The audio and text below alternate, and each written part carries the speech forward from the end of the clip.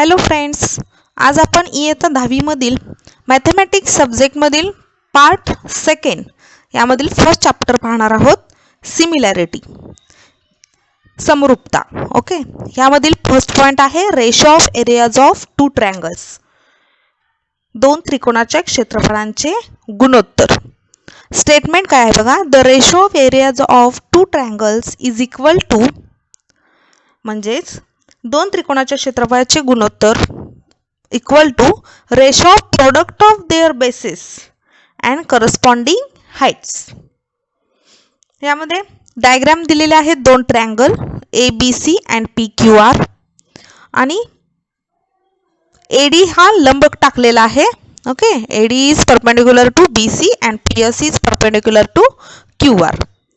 Given in triangle ABC, AD is height and BC is base, and in triangle PQR, PS is height and QR is base.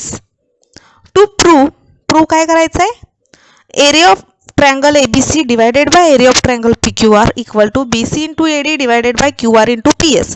तर prove काय करायचं हे कशावरून ठरवणार, तर statement बघा काय दिले, the ratio of areas of two triangles, दोन त्रिकोणांच्या क्षेत्रफळांचे गुणोत्तर.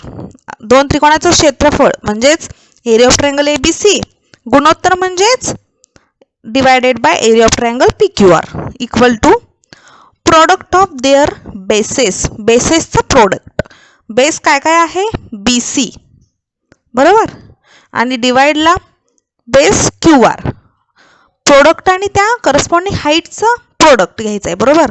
बेस आणि हाईटचं प्रोडक्ट म्हणजे BC into AD divided by QR into PS. हे तुम्हाला प्रूफ करायचं आहे. तर प्रूफ बघा काय असणार आहे, we know that area of triangle equal to काय formula 1/2 into base into height. हे सर्वांना माहीतच आहे.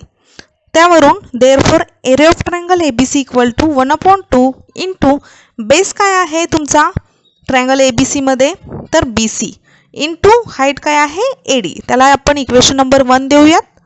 तसंच सेकंड ट्रायंगल बघा, area of triangle PQR equal to 1/2 into base काय आहे सेकंड ट्रायंगलमध्ये QR आणि हाईट काय आहे PS, म्हणून QR into PS. And this is equation number second. Next step, dividing 1/2. Area of triangle ABC divided by area of triangle PQR equal to, आता equation 1 आणि 2चं divide केलेलं आहे. ती टर्म ॲज इट इज इथं लिहिली आणि divide केलं. Area of triangle ABC divided by area of triangle PQR equal to 1/2 cancel आणि बाकीची टर्म ॲज इट इज. हे काय आलं, तर प्रूफ काय करायचं आहे बघा वरती. To proof area of triangle ABC divided by area of triangle PQR equal to BC into AD divided by QR into PS, आणि ते प्रूफ झालेलं आहे. आता पुढे याच पॉईंटमध्ये दोन कंडिशन आहेत. फर्स्ट कंडिशन आहे height of both the triangles are equal, and second condition असणार आहे bases of both triangles are equal. पहिला फर्स्ट कंडिशन बघू आपण. त्यामध्ये प्रॉपर्टी काय आहे बघा, the ratio of areas of two triangles with equal heights is equal to the ratio of their corresponding bases. दोन ट्रायंगल काढले. In triangle ABC and PQR, area of triangle ABC divided by area of triangle PQR equal to, मगाशी आपण proof पाहिलं त्यावरून base into height. ह्या ट्रायंगलमध्ये base BC आणि height AD, डिवाइडला बेस QR आणि height PS. This is equation number 1. But AD is equal to PS.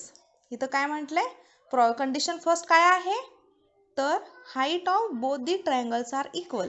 Height दोन्ही ट्रायंगलची सेम आहे.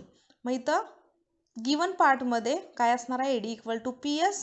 मग व्हॅल्यू घातली ADच्या ठिकाणी, मग PS कॅन्सल झाला, मग राहिला काय BC divided by QR from equation 1 and 2. त्याचप्रमाणे सेकंड कंडिशन काय आहे, basis of both the triangles are equal. Property बघा, the ratio of areas of two triangles with equal basis is equal to ratio of their corresponding heights. दोन triangle काढले ABC PQR,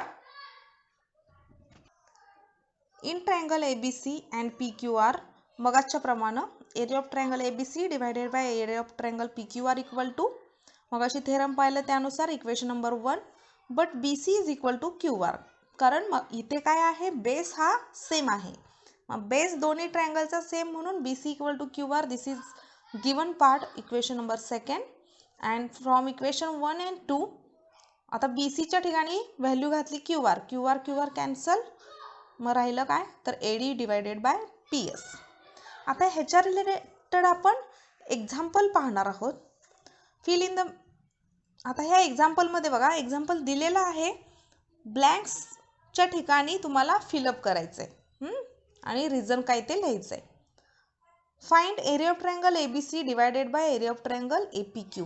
आता इथं तुम्हाला triangle ABC ह्याच्यामध्येच APQ पण आहे ARQ पण आहे.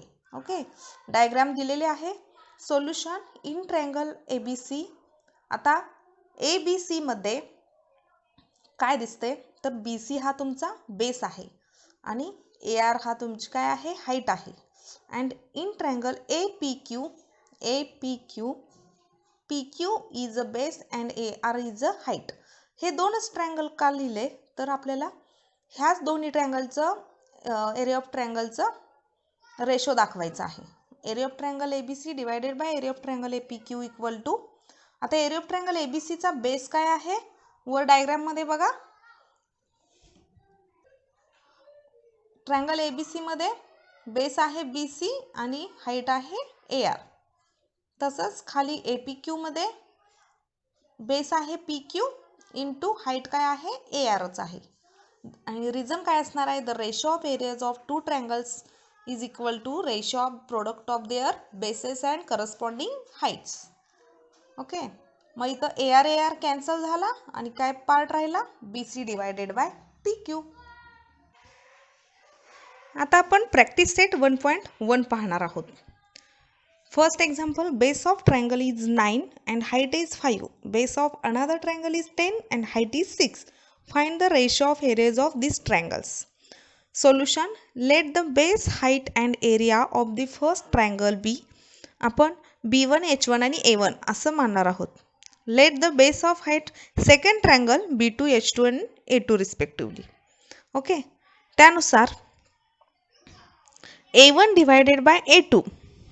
आता एरियाला आपण A मानलाय A1 फर्स्ट ट्रायंगलच्या आणि सेकंड ट्रायंगलच्या A2 म्हणून A1 divided by A2 equal to B1 H1 divided by B2 H2 आणि रिझन काय असणार आहे ratio of areas of two triangles is equal to ratio of product of their bases and corresponding heights. तर तुम्हाला क्वेश्चनमध्ये वरती दिलेला आहे की फर्स्ट ट्रायंगलचा बेस हा 9 आहे हाईट 5 आहे. ती व्हॅल्यू पुट केली. सेकंड ट्रायंगलचा बेस 10 आहे आणि हाईट 6 आहे. 9 5 आर 45 डिवायडेड बाय 10 6 आर 60. 15 नी भागालोला 15 3 R 45 15 4 R 60 and therefore the ratio of areas of triangles is 3:4. Second example, in the adjoining figure BC perpendicular to AB, AD perpendicular to AB, BC is 4 and AD is 8, then find area of triangle ABC divided by area of triangle ADB. Solution. Triangle ABC and triangle ADB have same base AB. दोन्ही ट्रायंगलचा base हा काय आहे same आहे म्हणजेच हाईटचा ratio येणार म्हणजेच BC divided bye AD. Triangles having equal base आणि value दिलेली आहे BC आणि AD ची व्हॅल्यू पुट केली 4 1 R 4 4 2 R 8. Therefore value final solution is 1/2. Next example. Third, in the adjoining figure segment PS perpendicular to segment RQ, segment QT is perpendicular to segment PR. If RQ is equal to 6, PS is equal to 6 and PR is equal to 12, then find QT. आता तुम्हाला इथे diagram दिलेली आहे. डायग्राममध्ये काय दिसतं पहिला ते लिहायचं आहे सोल्युशनमध्ये. In triangle PQR, PR is base, QT is corresponding height. RQ is the base and PS is corresponding height. Therefore, area of triangle PQR divided by area of triangle PQR equal to आता एकाच PQR equal to PR into QT म्हणजे base into height and RQ into PS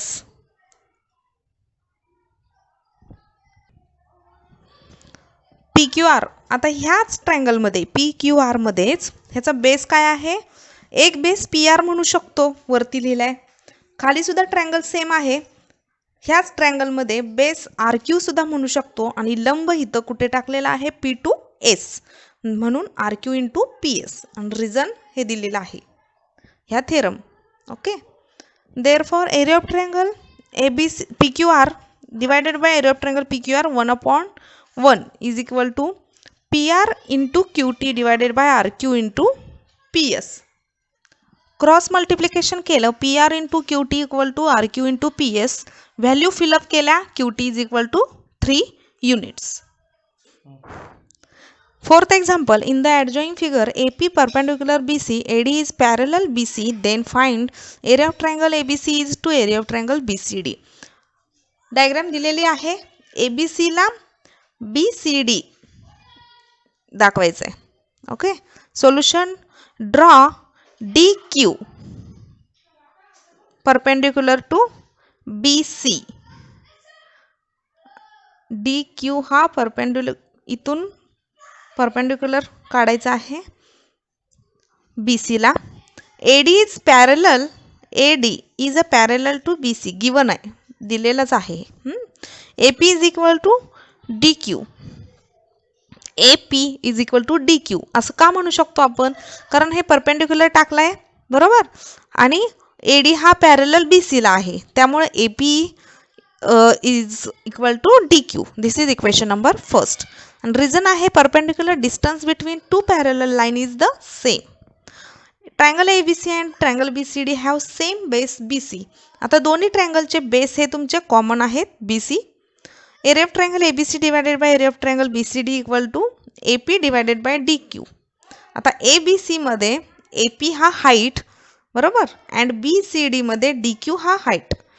triangles, reason आहे triangles having equal base, base equal असल्यामुळं height आपण हाईटचा ratio घेतला, but DQ is equal to AP बरोबर, म्हणून ती व्हॅल्यू पुट केली from equation 1, AP divided by AP 1 म्हणजे रेशो तुमचा फायनल आन्सर 1:1.